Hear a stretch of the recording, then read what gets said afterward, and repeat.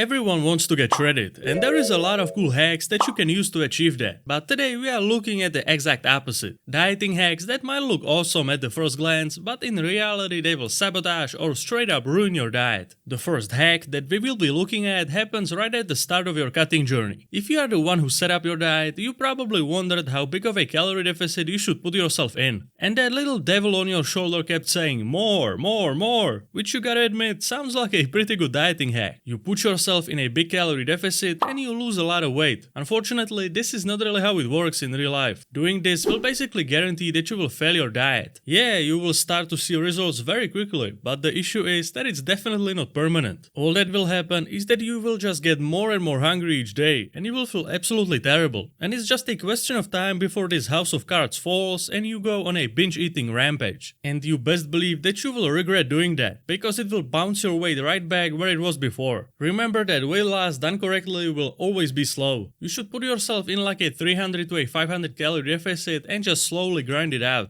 And your goal is to lose a maximum of 1% of your total body weight per week. Losing weight slowly will make sure that you can actually keep the results and feel good while you are on your journey, which is super important. Because if you have ever dieted hard before, you know that if you feel hangry all the time, the diet will just never last. The next dieting hack can actually be really effective, and I already recommended that you take advantage of it in the past. But there is a very thin line between it being effective or ruining your entire diet. And as you might have guessed, I'm talking about using caffeine to suppress your appetite. This can be a game changer, but it can also mess you up really bad. Caffeine should be used to suppress your appetite only in certain time windows where you need it the most. Let's say that you have your breakfast, and there is going to be a big time gap before you have your lunch, and you already know that that is the time that you get the hungriest. So that's the moment when it would be highly beneficial to suppress your appetite. But it becomes an issue when you overdo it and you just keep blasting caffeine all day. Sure, you will probably not be hungry, but you will also not be able to fall asleep, which will take your diet down like a domino. So only consume caffeine in the first third of your day, because when you are in a calorie deficit, you really need that quality sleep. As in a calorie deficit, your body is basically in more of a survival mode. So you need to give your body all the sleep it can get, otherwise you will feel terrible and it will just snowball and ruin your entire diet. Then you just have to make sure that the caffeine beverages you are consuming are zero sugar.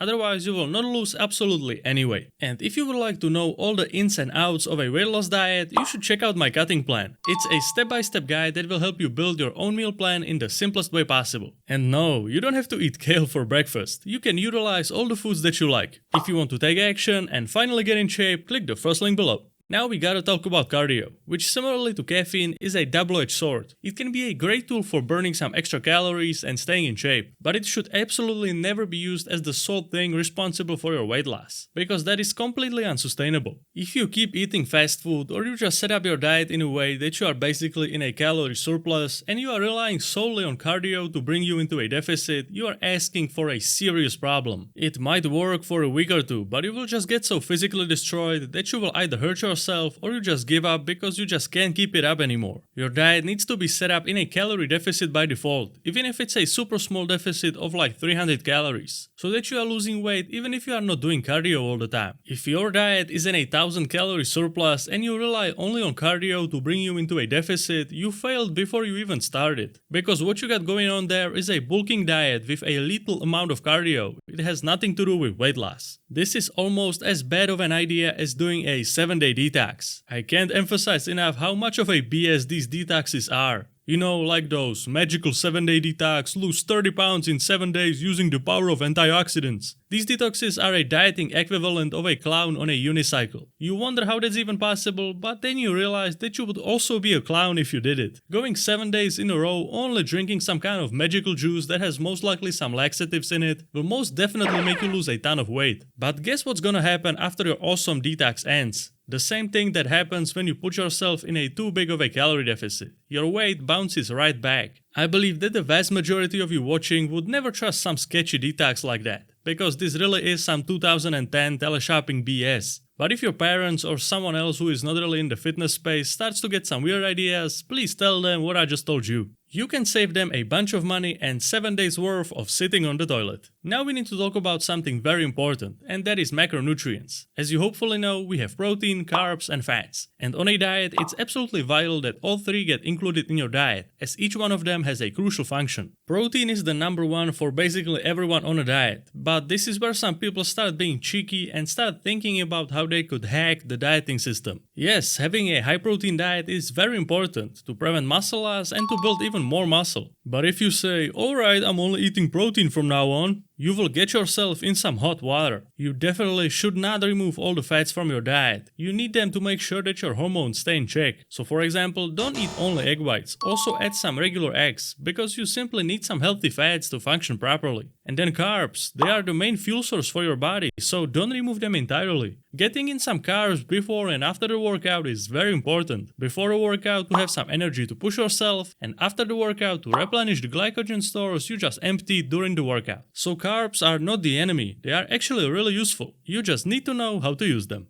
And now for one of the most popular dieting hacks, and that is doing fasted cardio. And here a lot of people have a lot of different opinions. So let me set the record straight. You can keep doing your fasted cardio if you enjoy it, that's completely fine. But don't think that it's directly burning fat in real time, because you didn't have anything to eat before that. That's not how it works. I would actually advise that you eat something before doing cardio. I can tell you that I would never go on a rag without something to fuel me before. Some simple carb source like a banana or a couple of rice cakes can increase your performance by a lot. Which if you think about it, if you are able to perform better, then you will burn more calories than if you were running on fumes. So that's just a food for thought. And lastly, we have the cardinal sin of weight loss, and that is skipping meals that you have planned to save calories. It's one thing when you skip a meal because of some unforeseen circumstances, but some cheeky people do it intentionally and think that they can hack the system and save calories to get shredded faster. But this is one of the worst things that you can do, for multiple reasons. You are once again putting yourself in way too big of a calorie hole, which you already know how that ends. Plus, when you skip a meal, you also miss out on all the protein that was in it, hindering your ability to build the maximum amount of muscle. You need a dieting structure, and when you have that structure, you follow it religiously. That's how you will achieve your goal. So by skipping meals, you are not really getting ahead of the curve, you are just falling more and more behind with each meal.